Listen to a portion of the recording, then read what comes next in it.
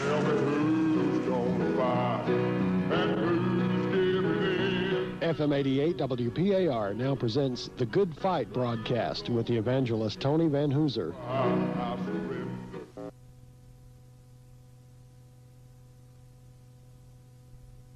Good evening. Welcome to the Good Fight program. This is going to be the last week that this program will be on the air, so I thought that I'd give my testimony this week. On July the 10th, 1983, I was saved. And I'm going to give you some of the events that led up to that day. I was 21 years old, and I was living in Dyersburg, Tennessee. It's a small town in northwest Tennessee, about 80 miles north of Memphis. And this one day in March of 1983, we received a phone call from Kentucky that my grandmother was on the edge of death, that she was in the hospital. So we loaded up the car and we went up to Kentucky that night. And we walked into to the hospital, and we sat around her bed that night till about 2 or 3 o'clock in the morning. And I remember going down the hall to smoke a cigarette, and my aunt come running down the hall saying, "Come on, come on." And I didn't realize, I thought that maybe my grandmother was coming out of it. But I ran down the hall, and I looked into the room, and there was the nurse taking my grandmother's pulse, shaking her head, saying that she was gone. Well, the next day, we all went to my grandmother's apartment, and we found on her coffee table her Bible open, and we found next to her Bible a prayer request that she had written to Jerry Falwell, requesting prayer for the people in her family, that they would be saved. Well, the next day at the wake, when I looked over into the casket and saw my grandmother laying there, I cried, and I just bawled. I lost it. I lost it. And they asked me to be a pallbearer at her funeral, and I agreed. And when I helped to carry my grandmother to the grave, I want to tell you something. Death became real to me. It became real. Even the day my mother says she could kick herself for ever allowing me to do that. Because, I mean, I tore some people up that day. I bawled like a baby. I cried. I almost went into hysterics. But I tell her, I said, "Mama," I said, that was the greatest, that was probably the best thing that ever happened to me, because death became real to me. And some of you out there listening to me right now, you think that you're going to live forever. You think that death, if it ever comes, you'll worry about it then. But I want to tell you something. You need to realize that you're going to die, that you can die tomorrow, and you need to fix that thing that, you take care of maybe the burial plot. You might take care of your family and see that they are taken care of with life insurance, but you need to take care of your soul because of death. Well, I thought it was over with for about the next month. I mean, I thought I got over it. Well, I remember laying in my bed one day after getting off work. I had worked third shift, and I came home, and I think I drank a couple of beers, and I was laying in bed thinking about my grandmother, about the fact that I wouldn't see her again. And something just as plain as day. I've tried to explain it to people since then, and I can't. But just as plain as day, somebody, you couldn't tape it. You couldn't tape it. If you had a tape roller and you couldn't tape it, it was inside my heart. Somebody said, "You're going to hell," just like that. Well, I jumped up. I mean, it scared me. I've never experienced nothing like that before. I jumped up out of bed, and my heart started pounding. My blood pressure shot up to 490. My heart rate was going so fast that I thought I was going to have a heart attack. and I started hyperventilating. I started breathing so fast that I couldn't catch my breath. So I put my clothes on, I jumped on the motorcycle, and I raced over to the emergency room. And I went in there, and they checked me out. They done every test that they could on me.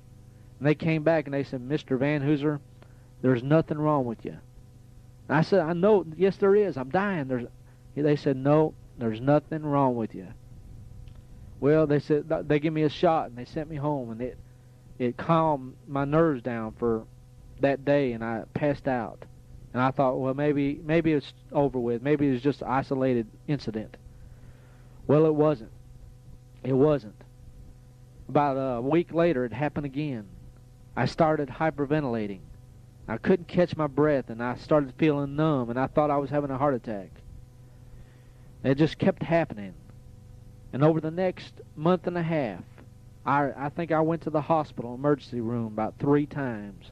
It got to the point that the people in the emergency room, when they saw me coming, man, they just started laughing. There's nothing wrong with you. There's nothing wrong with you.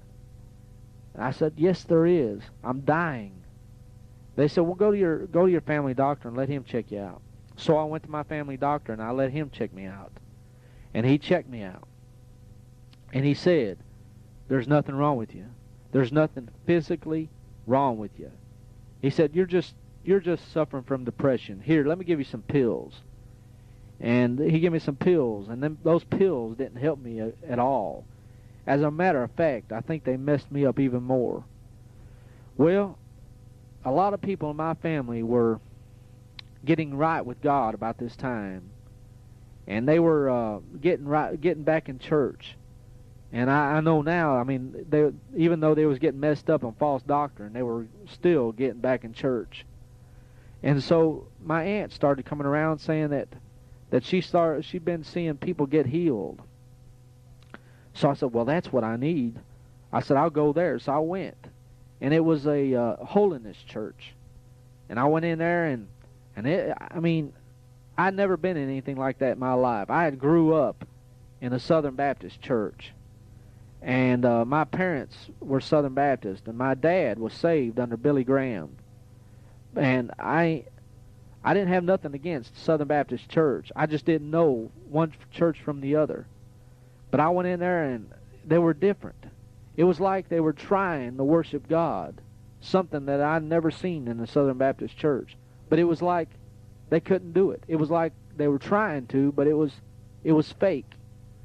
Well, they couldn't help me. They didn't heal me. They couldn't heal me. I tried David Paul. I tried Oral Roberts. I tried all the preachers on TV. Jimmy Swaggart.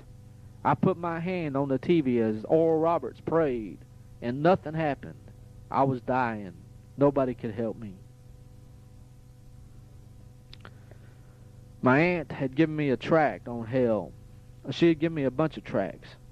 But this one particular tract caught my eye because it was on hell. And somebody about a month and a half earlier had told me I was going to hell.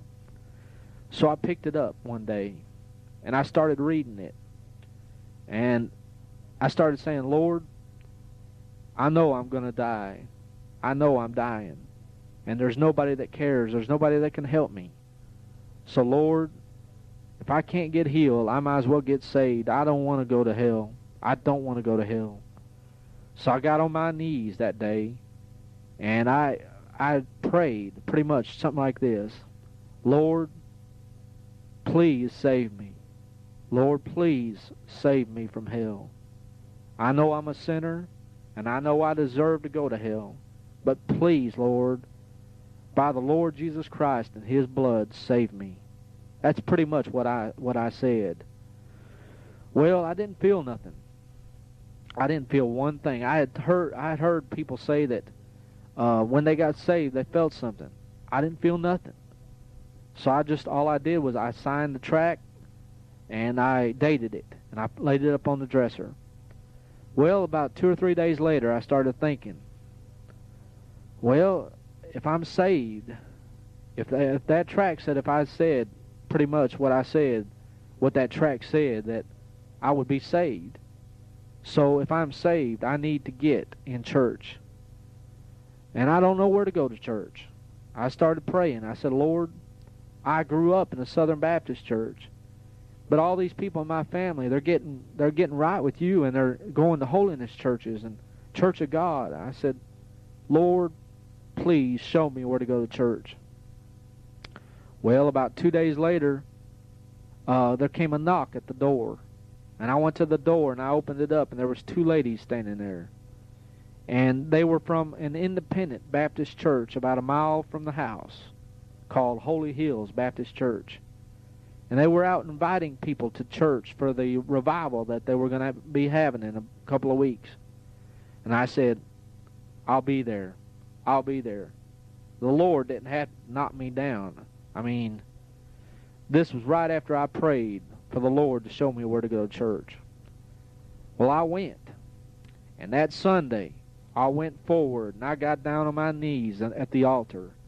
And that feeling, listen, that feeling that I didn't have there beside my bed that week before, I had at that altar. I mean, I bawled like a baby. Not because, not like I did at my grandmother's funeral because I didn't have any hope. But there was joy in my soul. I was saved. I was clean. I was born again. Well, the Lord started doing things in my life from that moment for the next, even until now, that there's just so many miracles that have taken place in my life. He gave me victory over smoking. I smoked cigarettes. He gave me victory over that. I drank. He gave me victory over that. I cussed. He gave me victory over that. I listened to rock and roll music. He gave me victory over that. And I want to tell you something. There's people that I know today that, they claim to be children of God, and they claim to love the Lord, and they claim to be saved, and I believe they do. But they cannot give up rock and roll music. I don't understand that. I don't understand that.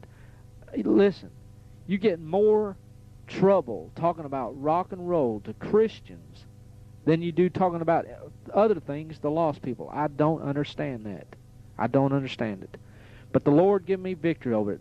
I think, but the first tape that I ever got, rock and roll tape, was of Uriah Heep, back when I was about 13 years old. And from that moment until the time I got saved, I had accumulated something like $3,000 worth of albums and tapes. And that was back when they cost something like $5 a piece. But I want to tell you something. I had no problem with it. I knew that living for the Lord and being saved and being a child of God and getting right with God, that you cannot do that and listen to rock and roll music. I knew that. So one day I got a big old grocery sack, a big old garbage sack, and I put in every album tape that I had. And those were back when 8-tracks were big and popular. But I got me a pair of scissors and I cut every 8-track that I had. And I got me a hammer and I broke every album that I had. And it felt so good. It felt so good. You know why? Because these idiots had lied to me all these years and told me that joy and happiness was in music, was in drugs, was in alcohol, was in partying, was in sex. And they were liars. They were liars. They were lying to me. And I wanted to be clean of all sin. And I got rid of it. A couple of years ago, when I went home to Tennessee, me and my mother and my dad was riding in the car. And the subject come up of the music that I used to listen to. And my mom said, I could not stand that music you used to listen to. And I said, well, like who, Mama? She said, that one group you used to listen to, what was their name? She said, Kiss. And I said, yeah. She said, I couldn't stand them. And she said that other group, they were even worse. I said, well, who's that? She said, Led Zeppelin. And I said, yeah. She said, I couldn't stand them either. She said, but that one group that you used to listen to constantly, I mean, every day, she said, I couldn't stand them above all of them. And I said, well, who was that? She said, she thought for a minute. She said, Leonard Floyd. I said, I started laughing. I said, yeah, Mama. I said, I don't listen to Leonard Floyd anymore. And I don't listen to Pink Skinner either. I give them up a long time ago. I'm going to tell you something. If you're saved and you're a child of God, you need to give up that rock and roll music. It has no part, it has no place in a Christian life. Well, the Lord started doing a lot of things in my life. And I started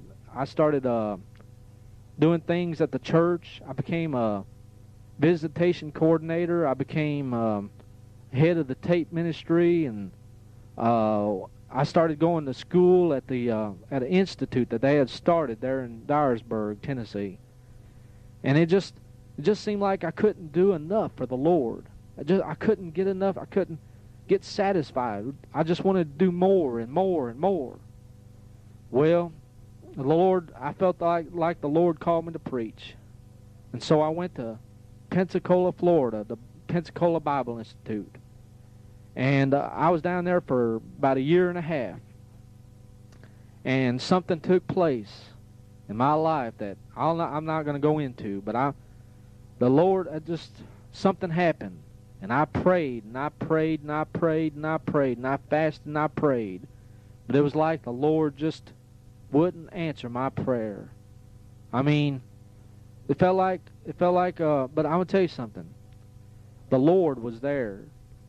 Every time that we go to church and we get up and the congregation would sing, "It is well with my soul." I mean, salvation and heaven and the Lord became so real to me that every time we sang it, I had to run the aisles and shout and jump for joy. I'm going to tell you something. Salvation became real. The Lord became real. But He didn't answer my prayer. He didn't answer my prayer. And I got mad at God. I got mad at Him. And I want to tell you something. You listen to me good. Most of the people that are saved and they're children of God and they walk with God and they go back out into the world and they backslide on God and they get out of fellowship with the Lord, it ain't because they don't have any power over sin. It ain't because that they just messed up one day. Nothing like that. It's because something happened in their life, most of them. Something happened in their life, and they sought God over it, and God didn't answer them, and they got mad at God, and so they turned their back on Him. They turned their back on Him. And I'm not going to justify myself. I know what I am, and I know where I've been, and I know I'm just nothing but a sinner. And if it wasn't for the grace of God and the mercy of God, man, I'd be in hell today. I know that. And about 3 years ago, I found myself in the same place. Not geographically, but practically and spiritually speaking. I found myself in the same place where I was when I turned my back on God. And I mean, it was like the Lord came back and said, "You remember me?" And I said, "Yes, Lord, I remember you." And I spent something like 6 months of every waking moment on my face before God, just begging God for mercy. And He's had mercy on me. And I told the Lord, I said, "Lord, anything more than a ton of dirt on my face is a double blessing from you." And that's true. That's true. I've got nothing to complain about. I'm going to heaven. I've got heaven as a home. I'm going to live for eternity with the Lord in a city. I mean, a city that's got streets of gold, man. And listen, if you're not going there, you're going to another place. There's only 2 prepared places. The Lord said, "I go to prepare a place for you." And that's in heaven. And the Bible says that hell and the lake of fire was prepared for the devil and his angels. That's where other people are going. If you're not saved, you're going there. I hope and I pray that you will be saved today. Don't put it off. Don't put it off. The Lord can save you. And I want to say one other thing, and that's this. The Lord has shown me that happiness, peace, joy, life is not in drugs, it's not in alcohol, it's not in entertainment, it's not in sex, it's not in any of those things. It's found in the Lord Jesus Christ. My favorite verse is Psalms chapter 16 and verse 11. It goes like this. Thou wilt show me the path of life. In thy presence is fullness of joy. At thy right hand there are pleasures forevermore. God bless you. Good day. Tell me who's gonna fight and who's giving in. You've been listening to the Good Fight broadcast with the evangelist Tony VanHooser. The mailing address, Post Office Box 1311, Newton, North Carolina, 28658. Listen every Saturday evening from 7:30 until 7:50 for the Good Fight broadcast here on FM 88 WPAR. Mention our call letters when you write. Well, upon this rock I'll build the church.